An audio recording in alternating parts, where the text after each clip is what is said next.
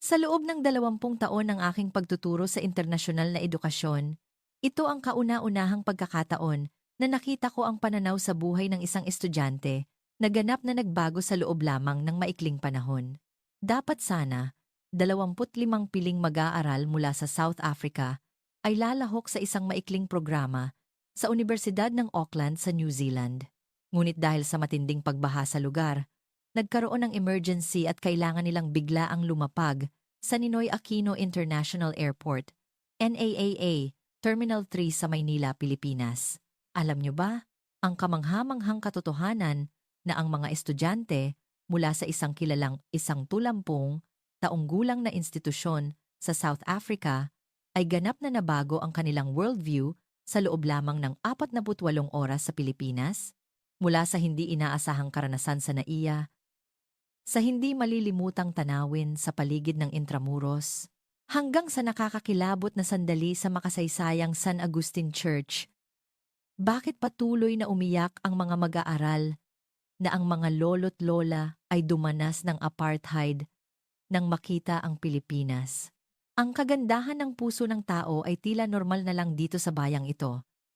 Ang nakakaantig na pahayag na ito, mula kay Jethro Nkosi, isang 11 taong gulang na lalaki, sa mga mamamahayag sa kanilang bayan, ay nagdulot ng malaking alon sa lipunan ng South Africa. Ano ba talaga ang nakita at naramdaman nila sa Pilipinas? Bakit nabighani ang mga estudyante mula sa isang paaralan na may 130 taong tradisyon sa Pilipinas? Ngayon, ikukuwento ko sa inyo ang kamangha-manghang 48 oras na iyon na nasaksihan mismo ng isang guro na taga South Africa na may 20 taong karanasan. Bago tayo magsimula, malaking tulong sa akin kung mag-iiwan kayo ng like at magsa-subscribe sa channel para maibahagi ko pa ang mas maraming magagandang kwento tungkol sa Pilipinas. Magandang araw. Ako si Gneng, Elisa Van Wyk, at nagtuturo ako ng Ingles at literatura sa St. Augustine's College sa Cape Town sa loob ng 20 taon. Nagtrabaho ako sa larangan ng edukasyon sa South Africa at naglibot sa iba't ibang bansa upang bisitahin ang kanilang mga sistema ng edukasyon. Ngunit ang karanasan ko noong nakaraang tag-init sa NAIA ay nananatiling pinaka-nakakaantig na alaala sa buong buhay ko bilang isang guro.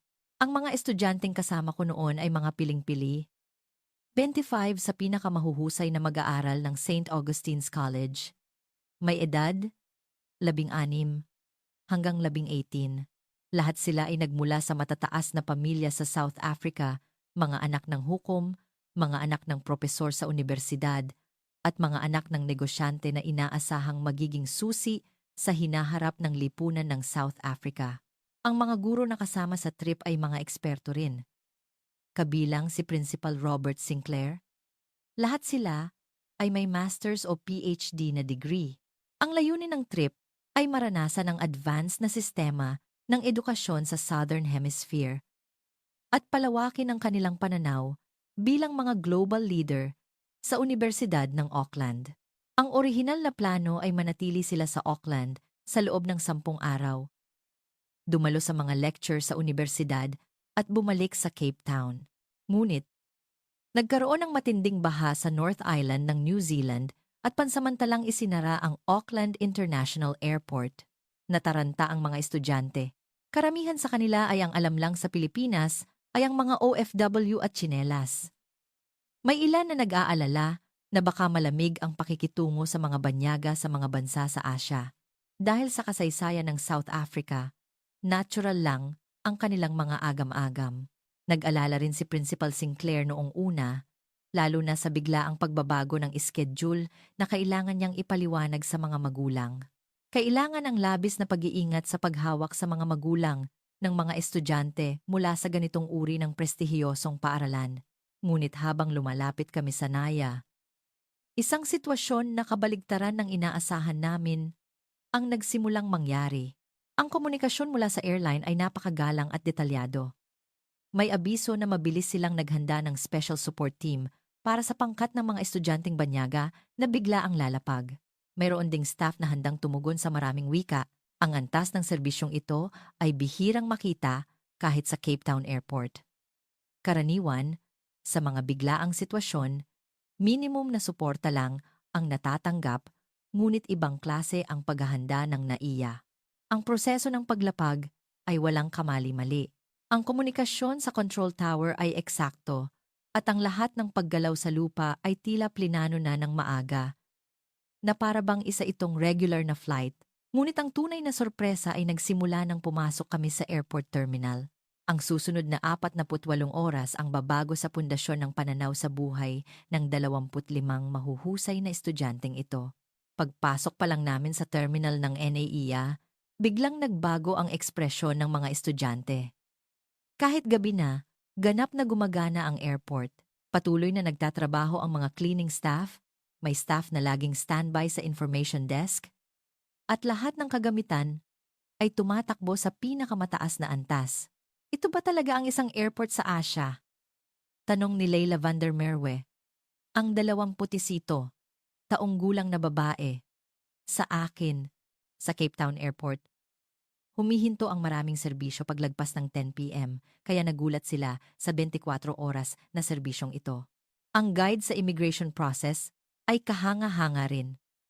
Sa kabila ng biglaang pagdating ng napakaraming estudyanteng banyaga, hindi nataranta ang mga opisyal.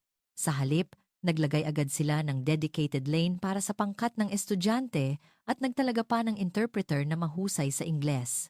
Ang pinakanakakaantig ay ang reaksyon ng staff nang malaman nilang kami ay taga South Africa. Walang pag-aatubili. Sa halip, mas pinainit pa nila ang pakikitungo. Kinabahan ng mga estudyante dahil sa South Africa. Minsan nakakaranas sila ng malamig na pakikitungo sa ibang bansa dahil sa kulay ng balat. Ngunit dito, kabaligtaran ang nangyari. Tinanong ng interpreter ang edad at sitwasyon ng mga estudyante at nagbigay ng pinakamahusay na suporta. Humanga si Principal Sinclair at sinabing mahirap makakuha ng ganito kalawak na suporta kahit sa Cape Town Airport. Labis siyang naantig sa pagiging maingat at mabagal sa pagpapaliwanag, lalo na dahil sa edad ng mga estudyante. Naramdaman namin ang mainit na pag-aalala, na hindi lang basta pinoproseso ang paperwork, kundi pinapatahimik din ang mga balisang estudyanteng banyaga. Mabilis din ang proseso. Naghanda kami para sa komplikadong emergency entry process at matagal na paghihintay, ngunit naging maayos ang lahat. Dahil tinulungan kami ng mga opisyal sa paggawa ng iba't ibang dokumento, walang problema sa language barrier.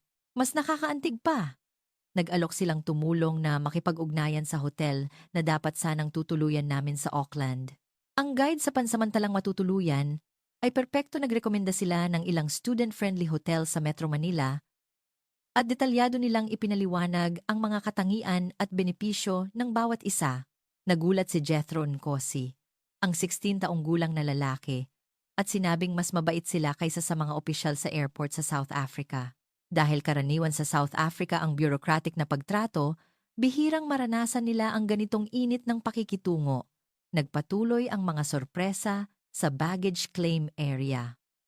Lumabas ang lahat ng bagahe ng 25 estudyante sa loob lamang ng 20 minuto. Ipinapakita sa malalaking monitor ang real-time na status ng mga bagahe, kaya eksakto naming alam kung kailan lalabas ang bagahe mula sa aling flight. Dahil madalas ang pagkaantala ng bagahe sa South Africa, labis na humanga ang mga estudyante sa efficiency na ito. Habang papalabas kami ng airport, tumatak sa aking isipan ang sinabi ni Principal Sinclair.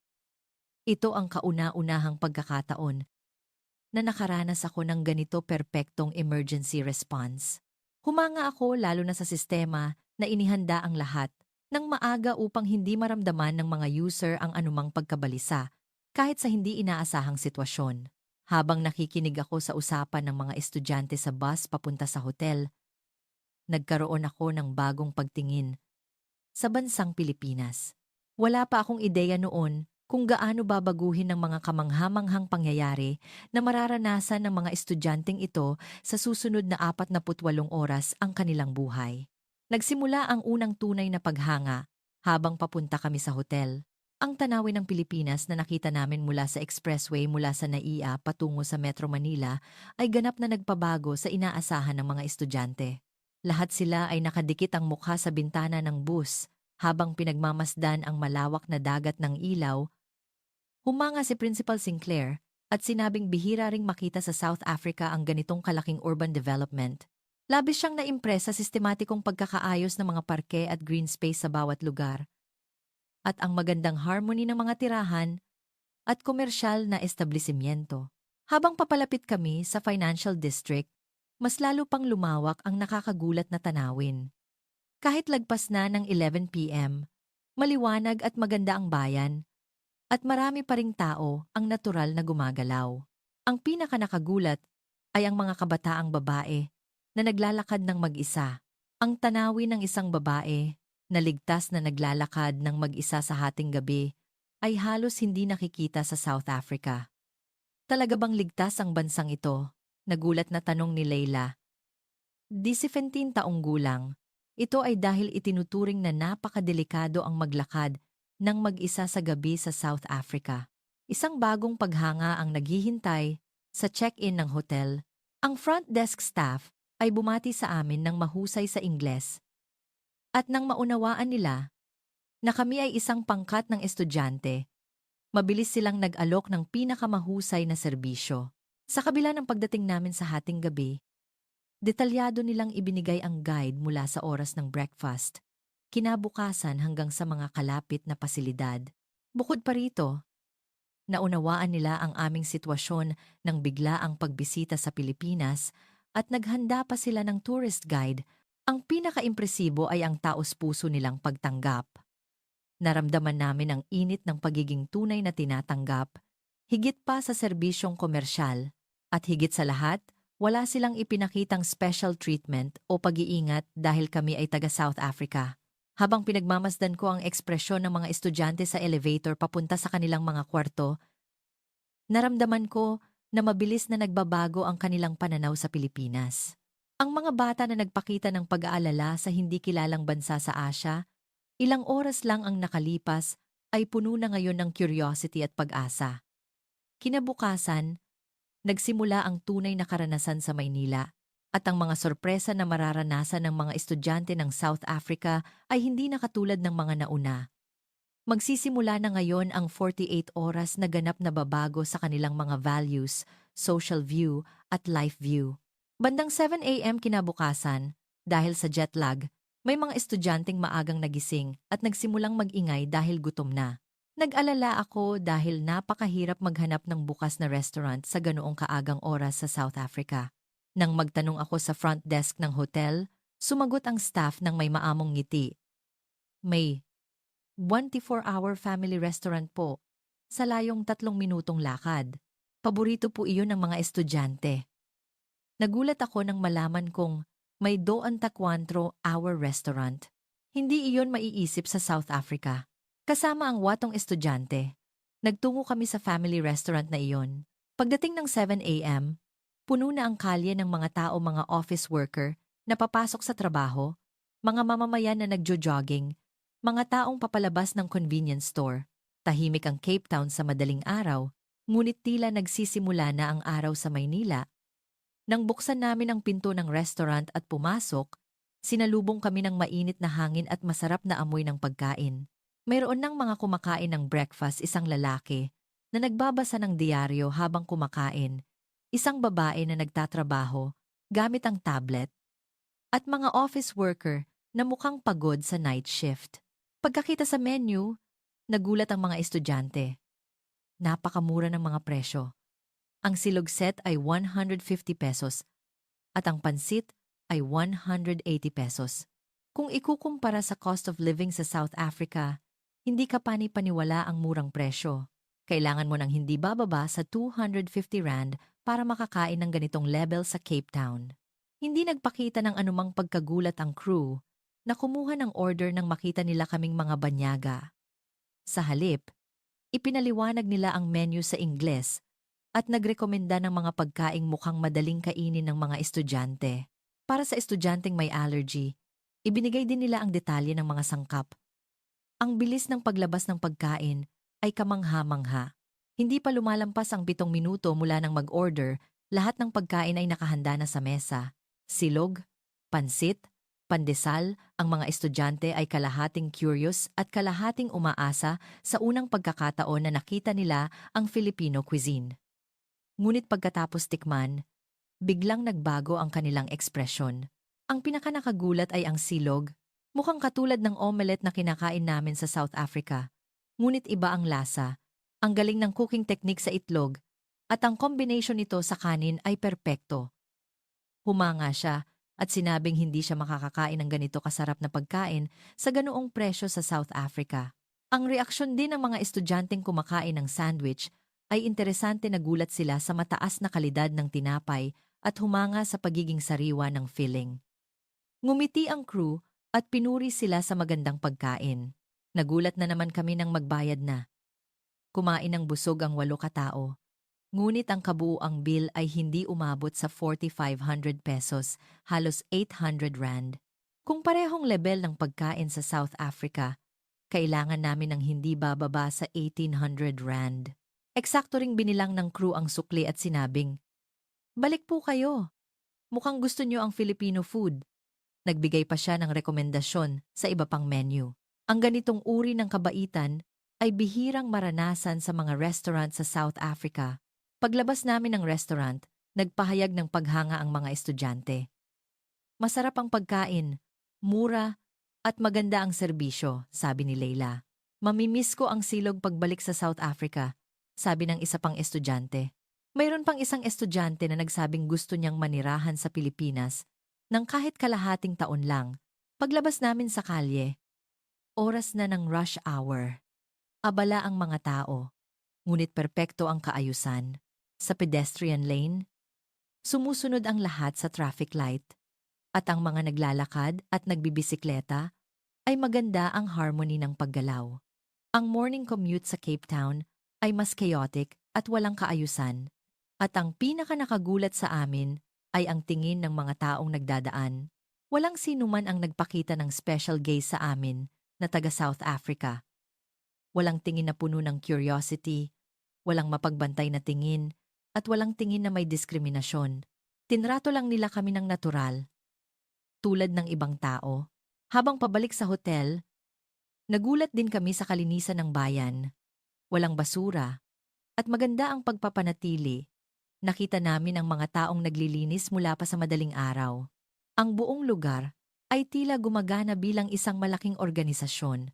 Sa Cape Town, ang mga tourist spot lang ang malinis at madalas na marumi ang mga residential area, ngunit iba ang Maynila. Pagdating namin sa lobby ng hotel, gising na rin ang ibang estudyante. Tinanong nila kung saan kami galing. Nang ikuwento namin ang tungkol sa pagkain sa madaling araw, nainggit sila lahat. Hiniling nila na isama rin sila sa susunod. Sa gayon, sumikat ang unang araw namin sa Pilipinas. Sa loob lamang ng ilang oras, ganap na nagbago ang ekspresyon ng mga estudyante. Nawala ang pagkabalisa at napuno sila ng curiosity at kagalakan. Hindi pa namin inaasahan noon kung gaano babaguhin ng mga susunod na kamanghamanghang karanasan ang kanilang values. Alas, 10 ng umaga, sinimulan namin ang tunay na pag-explore sa Maynila kasama ang mga estudyante. Ang unang destinasyon namin ay ang LRT at MRT stations. Gusto kong maranasan nila mismo ang pampublikong transportasyon ng Pilipinas. Nagbago ang ekspresyon ng mga estudyante pagpasok pa lang sa subway entrance. Sa halip na hagdan, may escalator para hindi na kailangang magbuhat ng mabibigat na bagahe.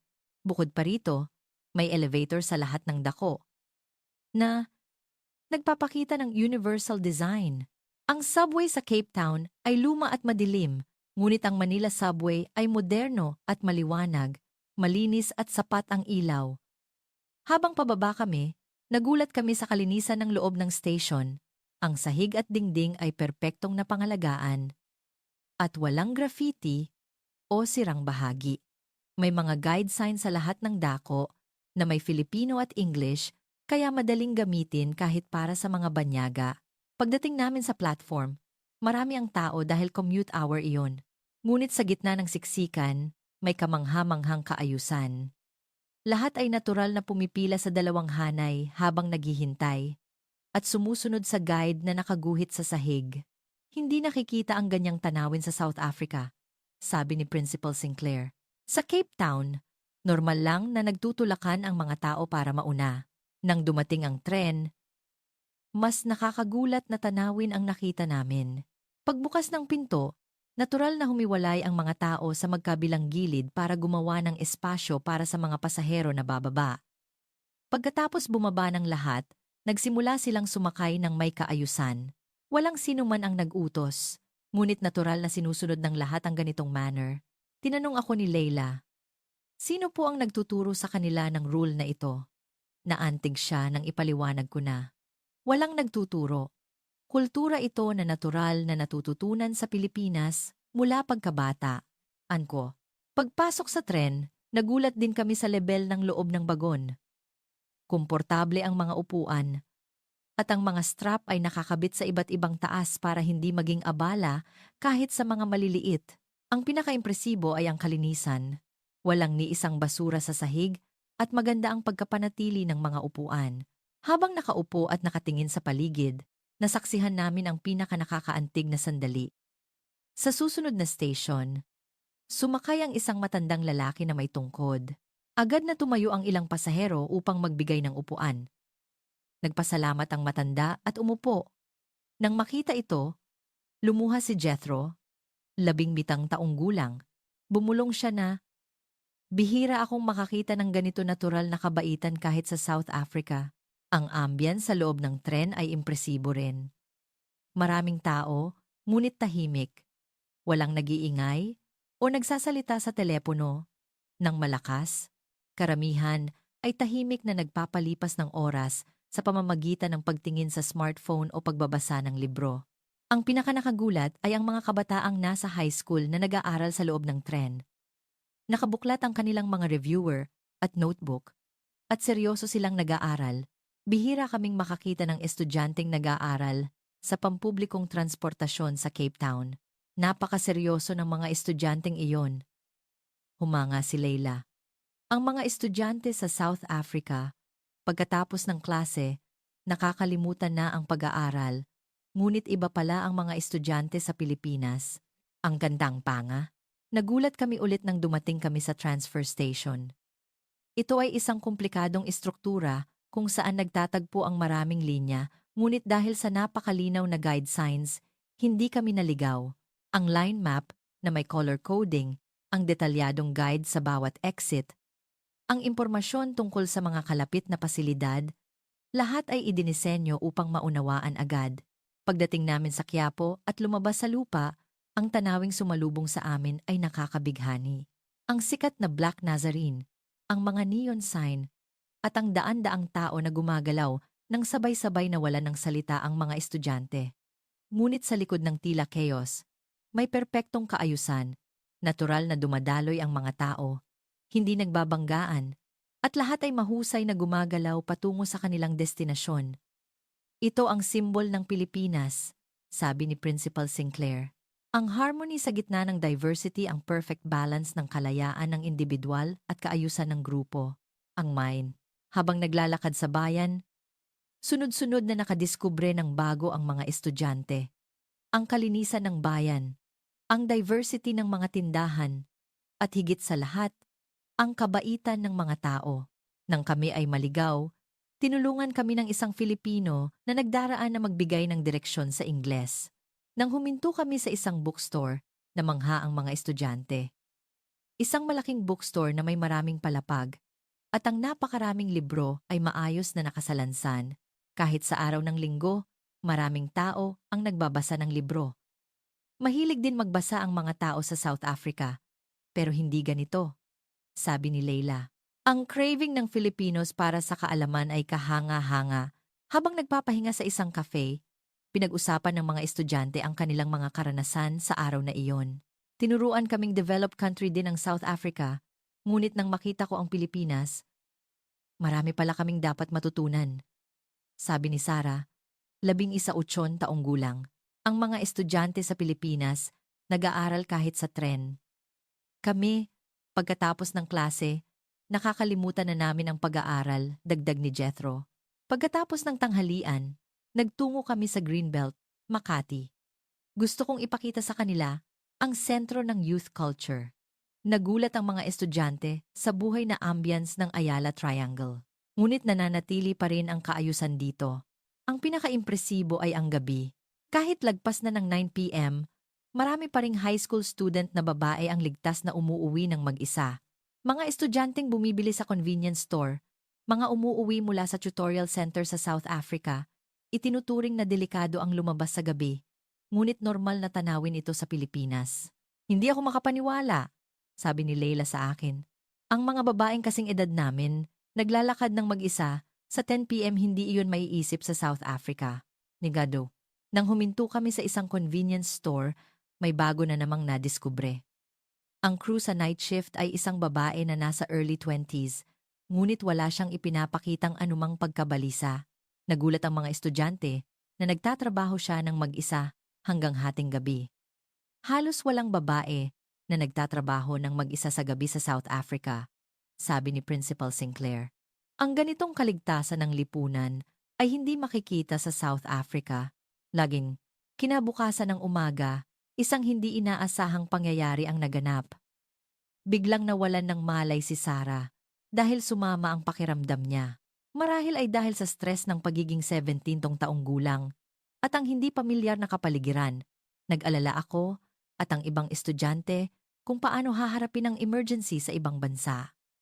Agad akong tumawag sa 911 o ang lokal na emergency hotline. Nakakagulat, ang operator ay tumugon sa Ingles, kinumpirma ang eksaktong lokasyon, at nagsabing magpapadala sila ng ambulance. Hindi pa lumalampas ang 7 minuto, dumating na ang ambulance. Kahit nasa siksikan ng kalye ng Makati, ang bilis ng response na ito ay nakakagulat kung ikukumpara sa sistema ng emergency sa South Africa. Ang professionalism ng mga paramedic ay kahanga-hanga. Pagdating sa lugar, mabilis nilang kinumpirma ang kondisyon ng pasyente at nagsimula ng tamang first aid. Maingat silang gumawa ng kinakailangang procedure, lalo na dahil ito ay isang batang babae. Ipinaliwanag ng isa sa mga paramedic ang sitwasyon sa simpleng Ingles, kaya kumalma kami na nag-aalala. Ayos lang, mukhang minor heat stroke lang. Magpa-check up pa rin tayo sa ospital para makasigurado. Ang kagamitan sa loob ng ambulance ay state-of-the-art.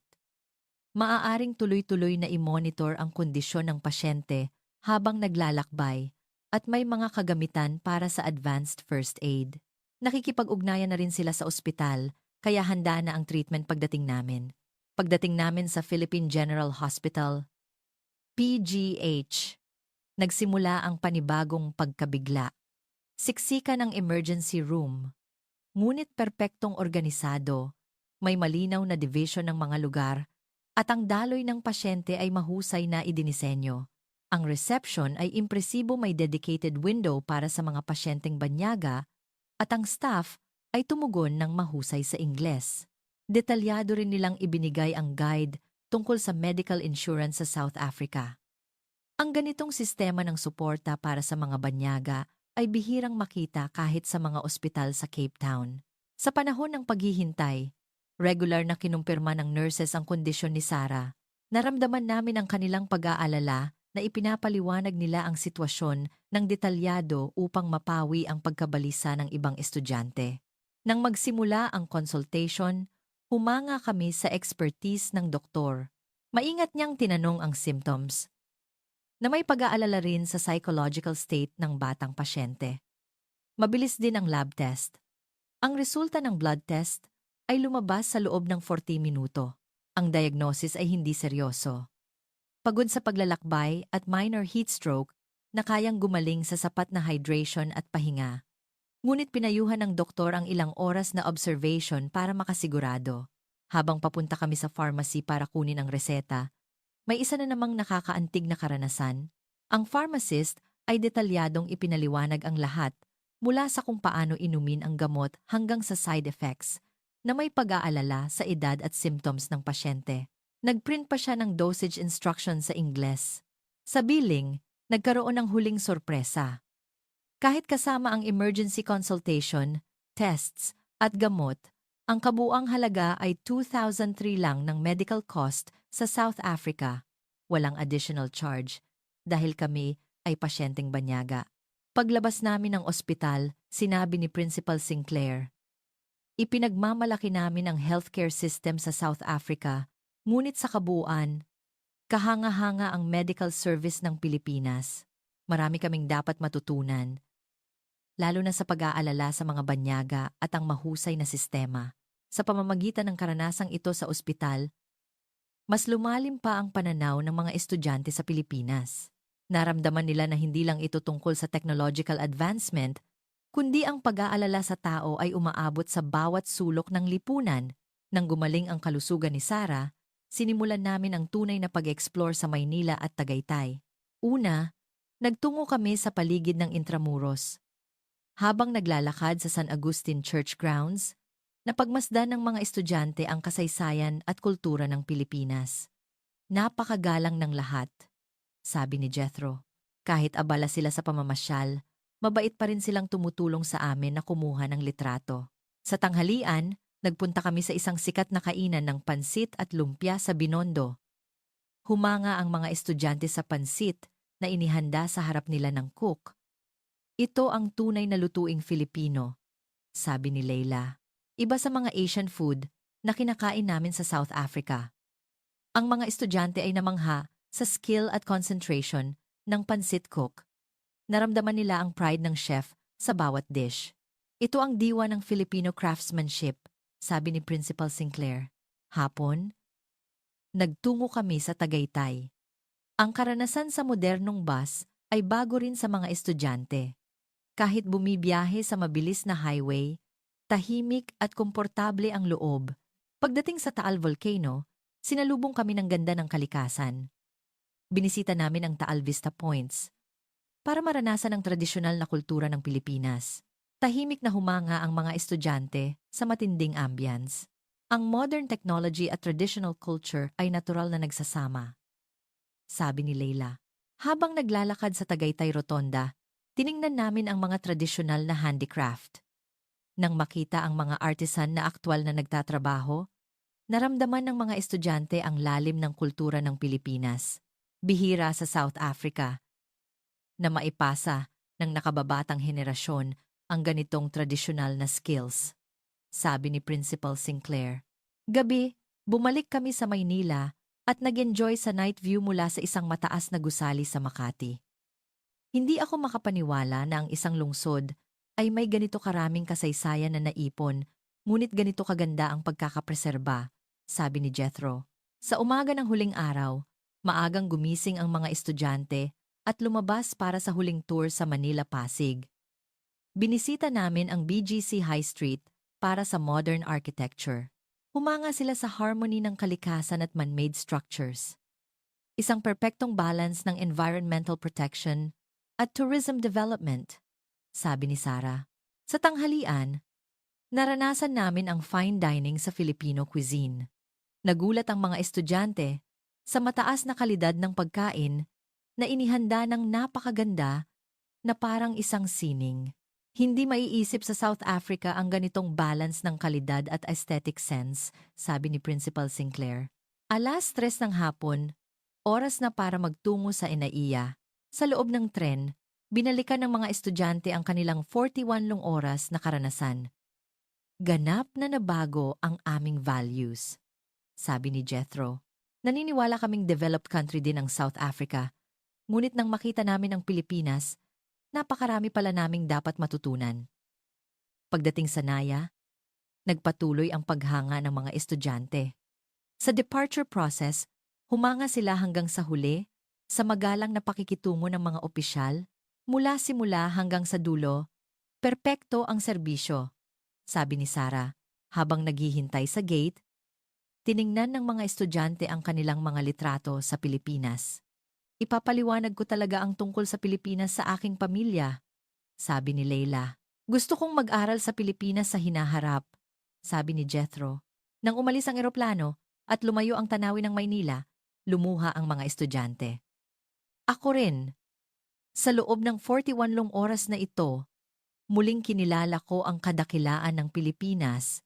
Kung ikukumpara sa 20 taong karanasan ko sa South Africa, ang efficiency ng sistema at ang yaman ng kalooban ng mga tao ay espesyal.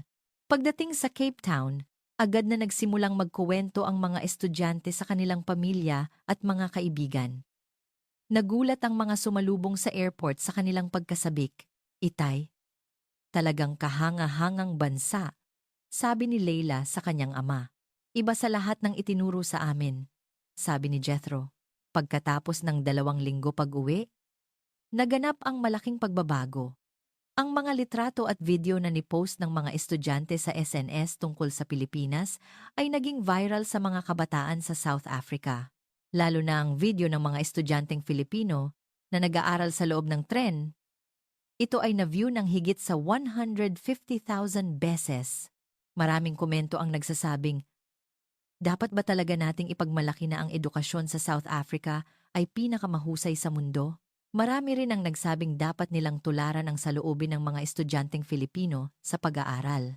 Nagkaroon din ng malaking epekto sa paaralan. Nagbigay si Principal Sinclair ng report tungkol sa sistema ng edukasyon sa Pilipinas sa Education Board at nakakuha ito ng malaking atensyon. Ang Pilipinas ay nagsimulang mapansin bilang isang ideal na social system na nagbalanse ng efficiency at humanity. Kumilos din ang media ng South Africa. Ang Cape Town Herald ay naglathala ng isang feature article na pinamagatang "Ang Yaman ng Kalooban ng Pilipinas" na nadiskubre ng mga estudyante ng South Africa na nagdulot ng malaking epekto. Nagkaroon din ng pagbabago sa mga magulang.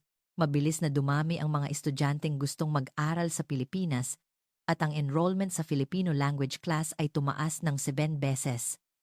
Laging puno ang mga event ng Filipino Cultural Center. Pagkatapos ng 4 na buwan, isang nakakagulat na bagay ang nangyari. 15 sa 25 estudyanteng iyon ang nagpahayag ng pagnanais na bumalik sa Pilipinas at nagplano sila ng family trip sa Pilipinas. Kinumbinsi ni Leila ang kanyang mga magulang at sumali sa isang 3-week Filipino language program sa Tag-Init. Seryosong pinag-iisipan ni Jethro ang pag-aaral sa isang Philippine University para sa kanyang college. Maganda ang mga universidad sa South Africa, ngunit gusto kong maranasan ang tunay na education of the heart sa Pilipinas, sabi niya sa kanyang mga magulang.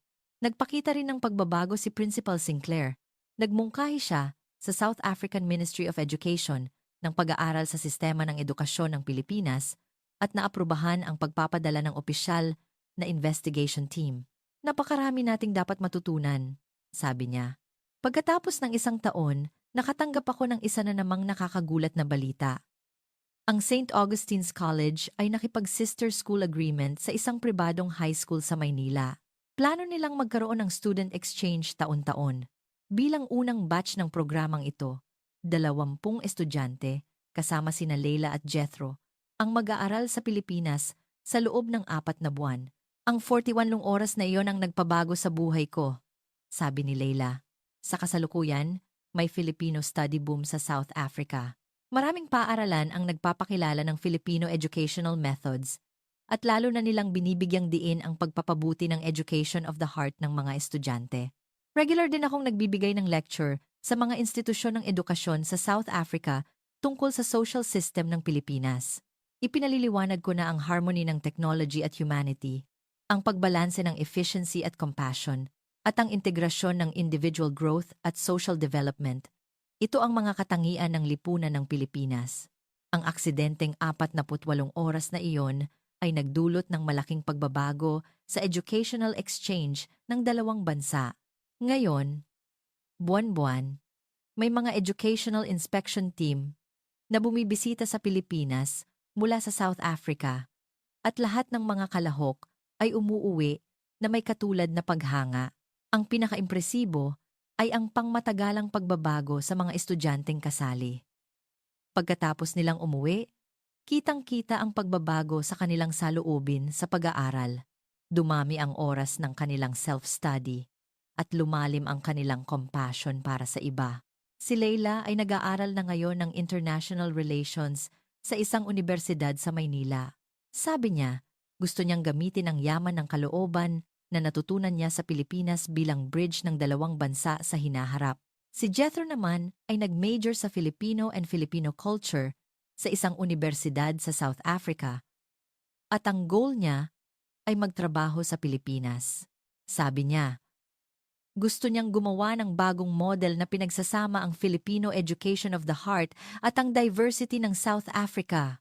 Si Principal Sinclair ay aktibo na ngayon bilang leader ng Filipino Research Project ng South African Ministry of Education. Sabi niya, wala nang bilang ang mga dapat nating matutunan mula sa Pilipinas pagdating sa edukasyon. Ako mismo ay muling kinilala ang value ng social system ng Pilipinas sa pamamagitan ng karanasang ito. Kung ikukumpara sa 20 taong karanasan ko sa South Africa, naramdaman ko na ang lipunan ng Pilipinas ay may espesyal na elemento ng education of the heart. Sa kasalukuyan, ako ay nagtatrabaho bilang Educational Exchange Coordinator ng 2 bansa. Taon-taon, dinadala ko ang daan-daang estudyante mula South Africa sa Pilipinas at lahat sila ay umuuwi na may katulad na paghanga. Ang pinakaimpresibo ay ang malaking pagbabago sa life goals ng mga estudyante dahil sa kanilang karanasan sa Pilipinas. Hindi lang nila hinahanap ang individual success, kundi iniisip din nila ang kontribusyon sa buong lipunan. Ang emergency landing dahil sa baha sa New Zealand ay talagang hindi inaasahang pangyayari. Ngunit ito ang nagpabago sa buhay ng 25 mahuhusay na kabataan at nagkaroon ng malaking epekto sa educational exchange ng 2 bansa. Hanggang ngayon, habang naghihintay sa eroplano sa airport, naaalala ko ang araw na iyon. Ang ekspresyon ng mga estudyante na puno ng pagkabalisa at pagkatapos ng 48 oras, ang kanilang nagniningning ng ngiti na puno ng pag-asa at paghanga. Ang tunay na lakas ng Pilipinas ay hindi lang sa state-of-the-art technology o mahusay na sistema. Ito ay nasa kultura na nagpapahalaga sa tao, pag-aalala sa iba, at harmony ng buong lipunan. Inaasahan ko na mas maraming kabataan pa mula sa South Africa ang makararanas ng tunay na Pilipinas. At ang karanasang iyon ay magpayaman pa sa kanilang buhay at magpalalim sa friendly relations ng 2 bansa. Ang 41 oras na kwento na nagsimula sa isang aksidente, natutunan ko sa Pilipinas na ang edukasyon ay hindi lang tungkol sa pagtuturo ng kaalaman, kundi pagpapalaki ng puso. Dito nagtatapos ang kwento ngayon. Ano ang masasabi niyo sa kamangha-manghang kwento ng mga estudyante mula sa prestihiyosong paaralan sa South Africa na bigla ang lumapag sa Pilipinas dahil sa baha sa New Zealand at nabago ang kanilang pananaw sa buhay sa loob ng 48 oras? Mag-iwan ng comment para sa suporta sa mga bida ng kwento. Ito ay hatid sa inyo ng Kagandahan Station. Kung nagustuhan niyo ang kwento, paki-like at subscribe. Maraming salamat sa panonood.